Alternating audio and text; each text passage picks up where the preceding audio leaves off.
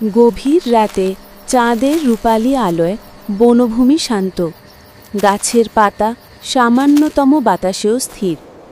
হঠাৎ এক বৃদ্ধ শিয়াল, যার লোমগুলি চাঁদের আলোয় চকচক করছে, সে তার গুহা থেকে বেরিয়ে এলো। তার নাম ধূসর। সে নিঃশব্দে শুকে দেখল চারিদিক।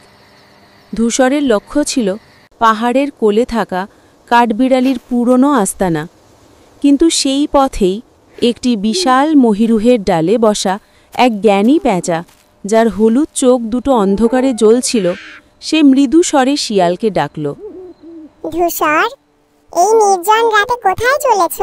পেঁচাটি জানতে চাইল। ধূসর সতর্কভাবে মাথা তুলে বলল, পেঁচা, তুমি জানো আমি খাবারের সন্ধানে, কিন্তু আজ রাতে যেন সবকিছুই লুকানো। পেঁচা বলল, অন্ধকারে তোমার চোখ শিকার খুঁজে পায়, কিন্তু এই গাছের আড়ালে থাকা ফাঁদগুলো তোমার চোখে পড়ে না। শিয়াল কৌতূহলী হয়ে কাছে গেল। ফাঁদ? কোন ফাঁদ?